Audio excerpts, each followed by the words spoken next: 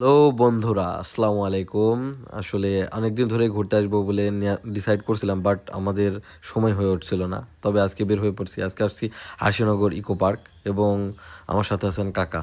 তো এখন পার্কের ভিতরে ঢুকতে হলে আমাদের টিকিট কালেকশন করতে হবে। তো এটা হচ্ছে এন্ট্রি গেট।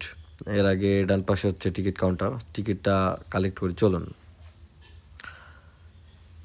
টিকিট কত টাকা? টিকিটের মূল্য হচ্ছে খুবই সীমিত। টিকিটের মূল্য হচ্ছে 30 টাকা। তো আমরা যেহেতু দুইজন আসছি, দুইটা টিকিট নিয়ে নিলাম। এই হচ্ছে টিকিট। আমাদের বাকি টাকাটা কালেকশন করে আমরা সোজা গেট দিয়ে এন্ট্রি করব। তো কাকাকে বললাম যে গেটের একটা ভিউ নিতে। গেটের সামনে দাঁড়ায় দেখতে পাবো আমরা বাঘের মাথা। তবে গেটটা এখনও পরিপূর্ণভাবে রেডি হয়নি। আসলে রেডি হলে অনেক সুন্দর লাগবে। তো চলেন যাওয়া যাক, আমরা ভেতরে যাই। গেটের ভিতরে ঢুকতে সবচাইতে বেশি নজর কাড়ে হচ্ছে এই গেটটা। এটা হচ্ছে টাওয়ারের গেট। গেটের ভিতর দিয়ে ঢুকেই সোজা একটা লেক এবং লেকের ভিতরে মাঝখানে একটা টাওয়ার। তবে সবচাইতে অবাক হয়েছিলাম গেটের ভিতর থেকে ঢুকে আমি প্রথমে একজনকে দেখি এবং সে দেখতে অনেকটাই ইংরেজদের মতো। তবে ভুল করবেন না, এটি ইংরেজ না, এটি আমাদের দেশেরই, আমাদেরই ভাই।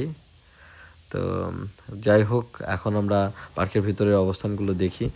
তবে সব কিছুই এখন সুন্দর, তবে পরিপাটি নয়, কেননা এগুলো নির্মাণাধীন চলতেছে। যখন এগুলো পরিপূর্ণভাবে রূপ নেবে তখন অনেক সুন্দর লাগবে। তবে একটা জিনিস খুবই ভালো লাগছে, এখানে একটি মূর্তি বানানো হয়েছে দেখলাম, আলাউদ্দিনের প্রদীপের দত্ত, যেটা এতদিন আমরা গল্পে কিংবা কাহিনীতে দেখে আসছি। এটা বাচ্চারা দেখলে অনেক আনন্দিত হবে। এখনও রেডি হয় নাই, কালার ইফেক্ট অনেক কিছু বাকি আছে। তো যখন পরিপূর্ণ রূপ হবে আসলে পার্কটা অনেক সুন্দর হবে। এখানে হয়তো ঝর্ণা হবে, কৃত্রিম একটি ঝর্ণা আমরা দেখতে পাচ্ছি। সব মিলাই অনেক সুন্দর। তবে সবচেয়ে বড় বিষয় হচ্ছে পার্কের ভিতরে বাচ্চাদের আকর্ষণের জন্য কিছু জিনিস রাখা হয়েছে। এই যে বিভিন্ন ধরনের মূর্তি, পশু পাখির আমরা দেখতে পাচ্ছি, বক, কুমির, কাঁকড়া, বাঘ, বানর, আরও অনেক কিছুই দেখতে পাচ্ছি। অনেক বাচ্চা কাচ্চাই আসে এখানে। তবে আজকে তেমন একটা ভিউ নাই, কেননা এখনও এটা পরিপূর্ণভাবে রেডি হয় নাই। যখন এটা পরিপূর্ণভাবে রেডি হবে তখন আসলে অনেক সমাগম হবে মানুষের। সবচেয়ে বেশি আকর্ষণ হচ্ছে এই পার্কের ভিতরের লেকটা। যে লেকটা মাছ দিয়ে পরিপূর্ণ। তবে এখন শীতের ঠান্ডা আবহাওয়ার কারণে কিছুই দেখা যাচ্ছে না।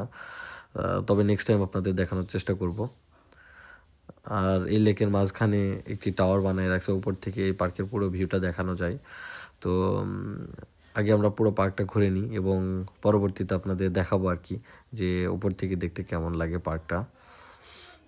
এটা হচ্ছে পার্কের প্রথম অংশ। এদিকে শুধু আপনার বসে আড্ডা দেওয়া বা সময় কাটানোর মতো দৃশ্য, ঠিক আছে। তো বন্ধুরা, এখন আমরা পার্কের দ্বিতীয় অংশ দেখব। দ্বিতীয় অংশ বলতে গেলে এটাকে আমি প্রথম অংশ বলে নির্ধারণ করছিলাম এবং এটা হচ্ছে দ্বিতীয় অংশ। দ্বিতীয় অংশ এই জন্য বলছি যে ওইদিকে শুধু বড় মানুষ বা যারা ফ্যামিলি নিয়ে আসছে এবং ছোট বড় যারাই আসছে তারা ওইদিকে বসে আড্ডা দিতে পারবে। এবং এইদিকে শুধু বাচ্চাদের সেকশন বলে মনে হচ্ছে, কারণ এদিকে বিভিন্ন ধরনের রাইড তৈরি হচ্ছে। যেরকম এটা হচ্ছে ইউরোপের কিছুটা দৃশ্যের মতো লাগছে আমার কাছে। তো এটা হচ্ছে নাগরদোলা। এখানে কাকাকে দাঁড়াতে বললাম, তো উনি একটু দাঁড়াইলো আর কি। আর এটা রেডি হয়নি এখনও, এটাতে কোনো সমস্যা আছে, এই জন্য এনারা ট্রায়াল দিচ্ছে আর কি। আর যেহেতু লোকজনও নাই সেহেতু এখানে ওঠানোর কোনো কিছু দেখছি না। তবে একটা রাইড চালু হয়ে গেছে দেখলাম, এই জন্য দেখলাম এক দুইটা বাচ্চা খুবই কান্না করছিল। তো তাদের বাবা মা আবার তাদেরকে এই রাইডে চড়ানোর জন্য টিকিট কালেকশন করলো।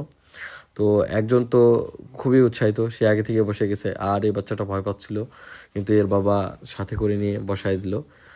আর তাদেরকে বলা হয়েছিল, নির্দেশনা দেওয়া হয়েছিল যে একটু আস্তে আস্তে ঘোরানোর। তো এখন রাইডটা আমরা ঘুরতে দেখবো আর কি, কীভাবে ঘুরে। আর সবাই আসলে মজা হবে, সবাই মজা পাবে বলতে গেলে বাচ্চারা ঘুরলে বাচ্চারা মজা পাবে, আর বাচ্চারা ঘুরে আনন্দিত হলে বাচ্চার বাবা মা আনন্দিত হবে। তো যাই হোক, এখনও কোনো কিছুই রেডি হয়নি প্রপার, কোনো রকম চালু হচ্ছে। যখন এগুলো চালু হয়ে যাবে আসলেই দেখার মতো দৃশ্য হবে, সবগুলোই অনেক সুন্দর হবে। আর এরিয়াটা অনেক বড়, তো তো সব মিলাই আশা করি অনেক ভালো হবে। তো আবারও দেখা হয়ে গেল বিস্ময় বালকের সাথে, সে ফ্রি ফায়ার খেলছে। তো যাই হোক, আমরা প্রথমে যে টাওয়ারটা দেখাইছিলাম, এখন সেই টাওয়ারের উপরে ওঠার জন্য যাব আর কি। টাওয়ারের উপর থেকে আপনাদের দেখানোর চেষ্টা করব যে চারপাশের দৃশ্যটা কেমন লাগে আশিনগরের। এটাই হবে এক নজরে আশিনগর। তো চলেন কাকা আমরা উপরের দিকে যাই।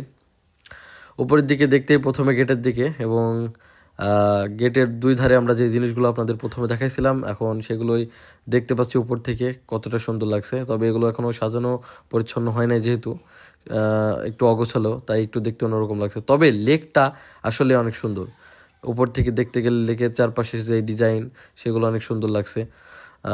আর উপর থেকে যে ভিউটা আসছে অনেক সুন্দর, ইটস রিয়েলি অ্যামেজিং।